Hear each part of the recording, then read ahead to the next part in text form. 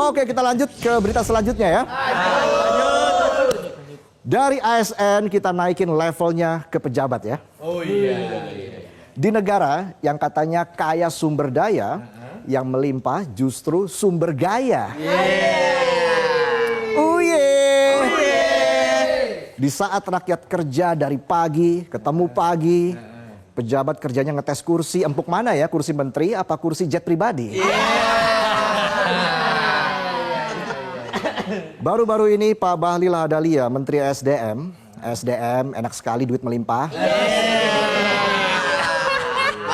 Pergi bareng keluarga ke Solo. Iya, ke Solo doang tapi naik jet pribadi. Beda kelas bos, kalau rakyat ke Solo nungguin tiket promo. Promonya habis diborong calo. Mentok-mentok naik mobil atau motor yang harus sering cek tekanan ban. Kalau Pak Menteri naiknya jet, sering cek tekanan moral. Yang stres rakyat, yang healing pejabat. Come on, siklus macam apa ini? Pertanyaannya kenapa ke Solo? Apakah Pak Bahlil asli Solo? Mungkin cuma liburan atau sowan ke keluarga istri di Sragen. Atau jangan-jangan laporan ke bos besar.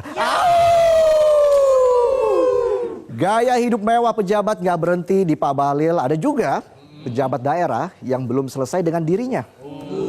Bahkan ada yang flexing makan steak berlapis emas. Nggak cuma kenyang, mengkilap tuh lambung. Kalah Mas Antam. Pejabatnya makan steak dilapisi emas. Padahal warganya makan nasi lauk gorengan dibungkus koran bekas. Kenyang enggak, hatinya panas. Mana ada berita korupsi lagi di korannya? Bisa aja saya.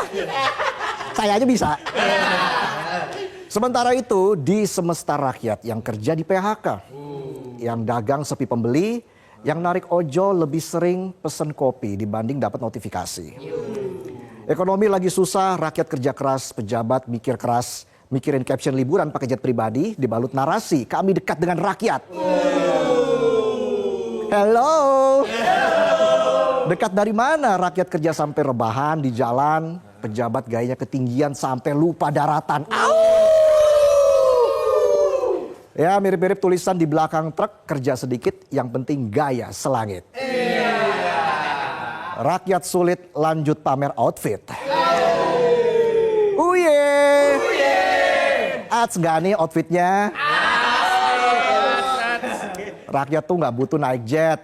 Rakyat cuma butuh harga barang gak meroket. Rakyat juga gak butuh daging dilapisi logam mulia. Yang dibutuhin itu jaminan pas tanggal tua gak ngutang tetangga. Jabatan itu memang nyaman, tapi jangan cuma dipakai buat pencitraan doang. Kalau rakyat rela ngurangin makan demi listrik bisa nyala, masa pejabat nggak bisa ngurangin gaya biar empatinya menyala? Bisa aja saya. Kita lanjut ke berita yang berikutnya. Dari menyorot ASN yang masih pakai jam karet dan gaya hidup pejabat makan emas dan naik pesawat jet, kita ke urusan yang jadi keprihatinan bangsa. Mau bapak-bapak baby boomer sampai Gen Z. Apalagi kalau bukan korupsi. Yang udah kayak stripping sinetron, gak kelar-kelar ini kayaknya korupsi. Di saat negara lain kejar koruptor sampai ke liang kubur, di sini dikasih remisi. Diusulkan ada amnesti. Dan abolisi. Ditambah ruang tahanan VIP, kasur empuk, ada AC biar adem kayak di Antartika. Belum lagi jaminan keamanan keuangan keluarga. Tolong jangan ganggu anak dan istrinya ya. Banyak tokoh agama mengingatkan bahwa korupsi itu dosa besar. Tapi di negeri ini biasa-biasa aja tuh ya. Dosa koruptor kalah sama dosa lupa kasih like ke story temen. Mana negornya di DM lagi? Orang gila mana yang habis ngomel di DM lanjut ke WA? Korupsi bisa dinego, hasil korupsi bisa diwariskan. Tapi rasa keadilan rakyat masih digantungkan. Kayak RUU perampasan aset. Katanya hukum harus adil. Kecuali keluarga koruptor jangan ikut dimiskinkan. Saat beraksi gasak duit negara nggak mikirin rakyat miskin. Kenapa keluarganya harus dijamin? Apa kabar nasib petani, buruh, pekerja, penonton? Beserta anak-anak dan istri yang dirampas haknya. Mereka nggak minta dimiskinkan tapi negara udah keburu kasih surprise, paket hidup susah. Yang nyolong satu orang, yang nikmatin satu keluarga. Yang rugi se-Indonesia Raya.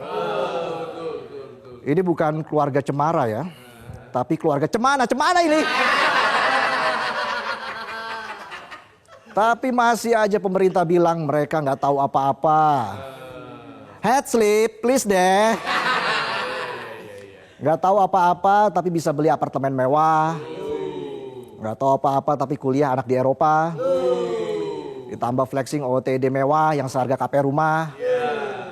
Tapi giliran utang negara triliunan, rakyat semua disuruh patungan. KPK bilang, ide pemiskinan keluarga koruptor perlu diskusi mendalam. Sepakat. Harus diskusi mendalam, tapi jangan kelamaan, tenggelam. Kelelep.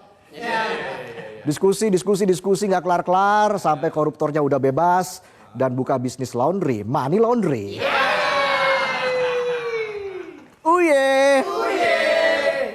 Miriplah sama RUU perampasan aset yang statusnya belum prioritas.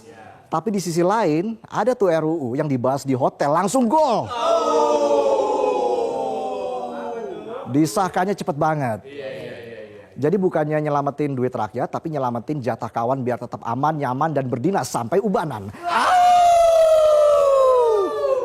Kerugian negara akibat kelakuan kotor koruptor udah triliunan. Tapi hukuman untuk koruptor masih ringan. Kalau begini kapan takutnya koruptor? Di negara lain seperti China, Vietnam, Iran, koruptor dihukum mati. Di sini dikasih remisi, katanya remisi adalah hak asasi. Hukum koruptor di negara ini masih kayak bubur ayam ya. Lembek tapi banyak perdebatan. Kamu tim diaduk apa tim yang nggak diaduk? Undang-undang tuh diaduk. Bisa aja saya. Korupsi itu bukan soal satu orang jahat, tapi soal sistem yang bikin orang terpaksa jahat. Nggak jahat, nggak menjabat. Mau jujur, hancur. Yang salah bukan cuma si tikus-tikus rakus, tapi semua mulut yang diam, semua mata yang pura-pura nggak lihat, dan semua pihak yang lebih takut anak koruptor jatuh menderita daripada anak bangsa yang hidup tanpa masa depan cerah.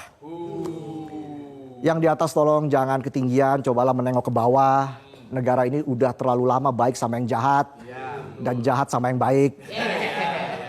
Daripada mikir keluarga koruptor harus dilindungi, lebih baik berpikir bagaimana melindungi nasib bangsa ini dari tikus-tikus berdasi.